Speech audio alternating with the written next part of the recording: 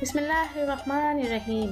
अस्सलामुअलैकुम, welcome to my channel Haseena beauty tips. I am doctor Manoor और मेरे चैनल पर आपको बहुत कुछ मिलेगा, like beauty tips, health tips और बहुत सारे वसाइल।